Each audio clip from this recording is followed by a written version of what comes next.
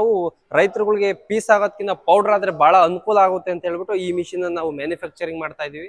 ಇದರಲ್ಲಿ shredder come pulveriser ಅಂತ ನಾವು ಇದನ್ನ ಹೇಳ್ತೀವಿ. ಇದರಲ್ಲಿ ರೈತರುಗಳಿಗೆ ಯಾವುದೇ ರೀತಿಯಾಗಿರ್ತಕ್ಕಂಥ ತೋಟದಲ್ಲಿ ವೇಸ್ಟೇಜು ಎಡಮಟ್ಟೆ ಆಗಿರ್ಬೋದು, ಕೊಬ್ಬರಿ ಮಟ್ಟೆ ಆಗಿರ್ಬೋದು, ಮತ್ತೆ ಬಾಳೆ ದಿಂಡು ಆಗಿರ್ಬೋದು, ತೋಟದಲ್ಲಿ ಅಗ್ರಿಕಲ್ಚರ್ ವೇಸ್ಟೇಜ್ ಏನೇ ಇದ್ರು ಕೂಡ ಇದರಲ್ಲಿ ಪೌಡರ್ ಮಾಡಿ ಉತ್ತಮ ಸಾವಯವ ಗೊಬ್ಬರವನ್ನ ನೀವೇ ನಿಮ್ಮ ತೋಟದಲ್ಲೇ ಮಾಡ್ಕೊಬಹುದು ಅಂತ ಈ ಮಿಷಿನ್ ನಾವು ಇಂಟ್ರೊಡ್ಯೂಸ್ ಮಾಡ್ತಾ ಇದೀವಿ. ಎಲ್ಲ ಆರ್ಕ್ ವೆಲ್ಡ್ ಮಾಡ್ತಾರೆ, ನಾವೆಲ್ಲ ಸಿವೋಟ್ ವೆಲ್ಡ್ ಮಾಡ್ತೀವಿ. ಇದು ಕಾಪರ್ ವೈರ್ ಅಲ್ಲಿ ಕರಗ್ಬಿಟ್ಟು ನಿಮಗೆ ವೆಲ್ಡಿಂಗ್ ಆಗುತ್ತೆ. ಅದರಿಂದ ಇದರಲ್ಲಿ ಬಹಳ ಸ್ಟ್ರೆಂತ್ ಬಿಗಿ ಇರುತ್ತೆ. ಅದರಿಂದ ನಾವು ಈ ಸಿವೋಟ್ ವೆಲ್ಡ್ ಯೂಸ್ ಮಾಡ್ತಾ ಇದೀವಿ.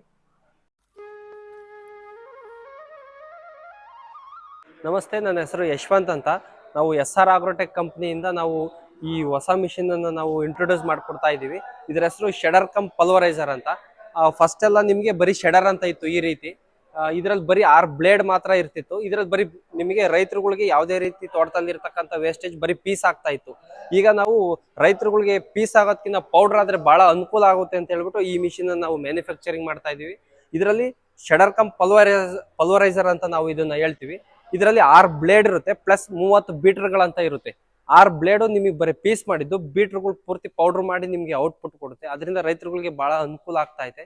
ಇದರಲ್ಲಿ ರೈತರುಗಳಿಗೆ ಯಾವುದೇ ರೀತಿಯಾಗಿರ್ತಕ್ಕಂಥ ತೋಟದಲ್ಲಿ ವೇಸ್ಟೇಜು ಎಡಮಟ್ಟೆ ಆಗಿರ್ಬೋದು, ಕೊಬ್ಬರಿ ಮಟ್ಟೆ ಆಗಿರ್ಬೋದು, ಮತ್ತೆ ಬಾಳೆ ದಿಂಡು ಆಗಿರ್ಬೋದು, ತೋಟದಲ್ಲಿ ಅಗ್ರಿಕಲ್ಚರ್ ವೇಸ್ಟೇಜ್ ಏನೇ ಇದ್ರು ಕೂಡ ಇದರಲ್ಲಿ ಪೌಡರ್ ಮಾಡಿ ಉತ್ತಮ ಸಾವಯವ ಗೊಬ್ಬರವನ್ನ ನೀವೇ ನಿಮ್ಮ ತೋಟದಲ್ಲೇ ಮಾಡ್ಕೊಬಹುದು ಅಂತ ಈ ಮಿಷಿನ್ ನಾವು ಇಂಟ್ರೊಡ್ಯೂಸ್ ಮಾಡ್ತಾ ಇದೀವಿ. ಇದರಿಂದ ರೈತರುಗಳಿಗೆ ಬಹಳ ಅನುಕೂಲ ಆಗ್ತಾ ಇದೆ. ಈ ಗರಿಗಳಾಗಿರ್ಬೋದು, ಎಡಮಟ್ಟೆಗಳಾಗಿರ್ಬೋದು ಸುಡೋ ಬದಲು ಅಥವಾ ಎಲ್ಲ ಒಂದ್ ಕಡೆ ಹಾಕಿ ಗೆದ್ದು ಮಣ್ಣು ತಿಂದೋ ಬದಲು ಈ ಮಿಷಿನ್ಗೆ ಹಾಕೊಂಡ್ಬಿಟ್ಟು ನೀವು ಅದನ್ನ ರೀಸೈಕಲಿಂಗ್ ಮಾಡ್ಕೊಂಡು ನಿಮ್ ತೋಟಕ್ಕೆ ಎಷ್ಟು ಗೊಬ್ಬರ ಬೇಕು ಅಷ್ಟು ಗೊಬ್ಬರ ನೀವೇ ಉತ್ಪಾದನೆ ಮಾಡ್ಕೊಬಹುದು ಅಂತ ಹೇಳಿ ನಾವು ಈ ಮಿಷಿನ್ ಅಲ್ಲಿ ನಾವು ತೋರಿಸ್ಕೊಡ್ತಾ ಇದೀವಿ. ಇದರಲ್ಲೇ ನಾವು ಇದೇ ಮಿಷಿನ್ ನಾವು ಬೇರೆ ಕಡೆಯಿಂದ ಎಲ್ಲೂ ತರಿಸೋದಿಲ್ಲ, ನಾವೇ ಓನ್ ಮ್ಯಾನುಫ್ಯಾಕ್ಚರಿಂಗ್ ಮಾಡಿ ಕೊಡ್ತಾ ಇದೀವಿ. ರೈತರುಗಳಿಗೆ ಯಾವ ರೀತಿ ಬೇಕೋ ಅದೇ ರೀತಿ ನಾವು ಮ್ಯಾನುಫ್ಯಾಕ್ಚರಿಂಗ್ ಮಾಡ್ಕೊಡ್ತೀವಿ. ಇದನ್ನ ನೀವು ರೋಟಾವೇಟರ್ ತರ ನೀವೇ ಲಿಫ್ಟ್ ಮಾಡ್ಕೊಂಡು ಹೋಗ್ಬೋದು. ಯಾವುದೇ ರೀತಿಯಾಗಿರ್ತಕ್ಕಂಥ ಚಕ್ರಗಳು ಏನ್ ಬೇಕಾಗೋದಿಲ್ಲ. ಇನ್ ಕೇಸ್ ರೈತರುಗಳಿಗೆ ಬೇಕು ಅಂದ್ರೂ ಕೂಡ ನಾವು ಕಸ್ಟಮೈಸ್ಡ್ ಮಾಡ್ಕೊಡ್ತೀವಿ. ಏನಾದ್ರು ಚಕ್ರ ಬೇಕು ಅಂದ್ರೆ ಚಕ್ರ ಕೊಡ್ತೀವಿ, ಇಲ್ಲ ಏನಾದ್ರು ಲೆಂತ್ ಬೇರೆ ಕಡೆ ದೂರ ಟ್ರಾವೆಲ್ ಮಾಡಕ್ ಕೊಡ್ಬೇಕು ಅಂದ್ರೆ ಅದೇ ರೀತಿ ನಾವು ಮಾಡ್ಕೊಡ್ತೀವಿ.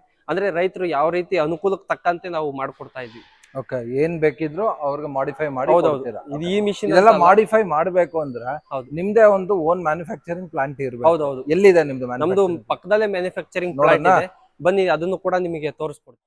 ನೋಡಿ, ಇದೇ ನಮ್ಮ ಫ್ಯಾಕ್ಟ್ರಿ. ನಾವು ಇದರಲ್ಲೇ ಪೂರ್ತಿ ಎಲ್ಲಾ ತರದ ಎಕ್ವಿಪ್ಮೆಂಟ್ಸ್ ಗಳನ್ನ ನಾವು ಇಲ್ಲೇ ಮ್ಯಾನುಫ್ಯಾಕ್ಚರಿಂಗ್ ಮಾಡ್ತೀವಿ. ನೋಡಿ, ಇದರಲ್ಲಿ ನಾವು ಲೇಸರ್ ಮಿಷಿನ್ ಇದೆ, ಬೆಂಡಿಂಗ್ ಮಿಷಿನ್ ಇದೆ. ಲೇಸರ್ ಮಿಷಿನ್ ಏನಕ್ಕೆ? ನಾವು ಯಾವುದೇ ರೀತಿ ಡಿಸೈನಿಂಗ್ ಬೇಕು ಅಂದ್ರೆ ನಾವು ಕಟ್ ಮಾಡೋದಿಕ್ ಆಗಲ್ಲ. ಈ ಮಿಷಿನರಿ ಯಾವ ರೀತಿ ಒಂದು ಪೇಜ್ ಲೇಔಟ್ ಬರುತ್ತೋ ಅದನ್ನ ನಾವು ಇದರಲ್ಲೇ ನಾವು ಕಟ್ ಮಾಡ್ಕೊಂಡ್ಬಿಟ್ಟು ಇದರಲ್ಲೇ ನಾವು ಪ್ರತಿಯೊಂದು ಕೂಡ ಎಲ್ಲಾ ಮಿಷಿನ್ಗಳು ಕೂಡ ನಾವೇ ಮಾಡ್ಕೊಂತೀವಿ. ಅದು ನೋಡಿ, ಅದು ಬೆಂಡಿಂಗ್ ಮಿಷಿನ್. ಅದರಲ್ಲಿ ನಾವು ಯಾವ ರೀತಿ ಮಿಷಿನ್ ಕಬ್ಬಣಗಳನ್ನ ಬೆಂಡ್ ಮಾಡ್ಬೇಕು ಅಂದ್ರೆ ಕೈಯಲ್ಲೆಲ್ಲ ಆಗಲ್ಲ. ಅದೇ ರೀತಿ ಇದ್ರ ಮಿಷಿನ್ ಇದೆ, ಇದರಲ್ಲೇ ಎಲ್ಲ ಬೆಂಡ್ ಮಾಡ್ಕೊಂತೀವಿ. ಮತ್ತೆ ಅದೇ ರೀತಿಯಾಗಿ ಡ್ರಿಲ್ಲಿಂಗ್ ಮಿಷಿನ್ಗಳು ಕೂಡ ಬರ್ತವೆ. ನೋಡಿ, ಇವೆಲ್ಲ ಡ್ರಿಲ್ಲಿಂಗ್ ಮಿಷಿನ್.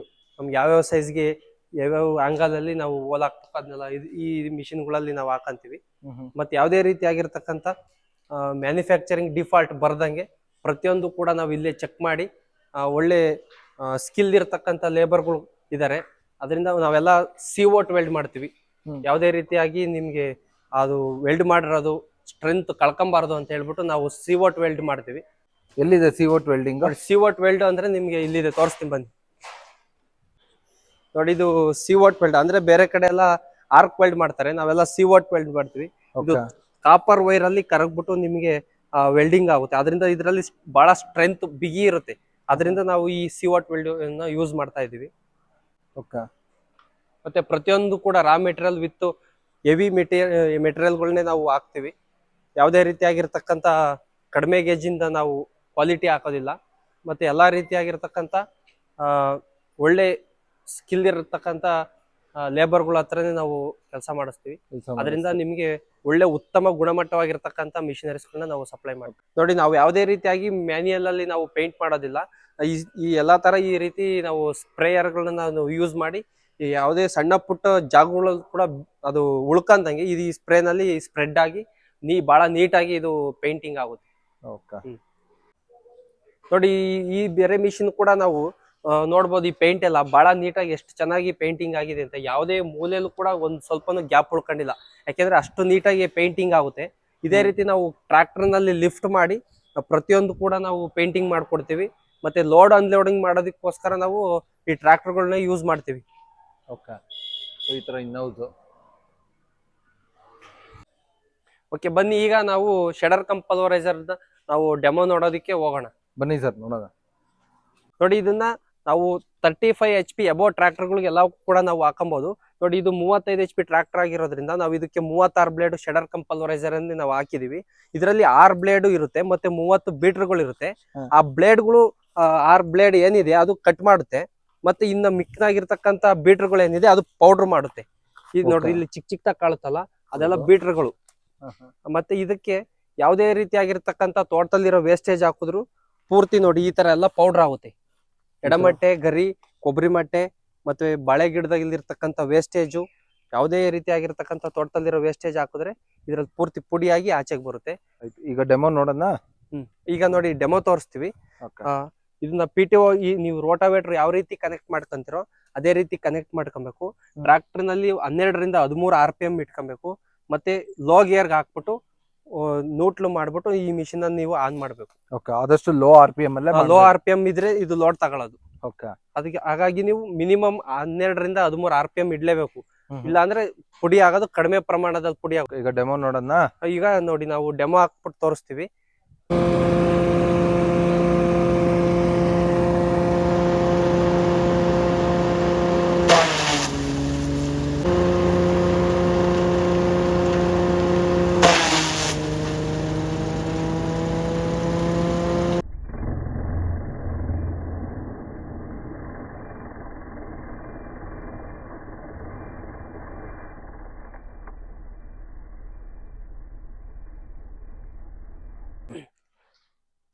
ಸರ್ ಡೆಮೋ ಅಂತೂ ಚೆನ್ನಾಗಿತ್ತು.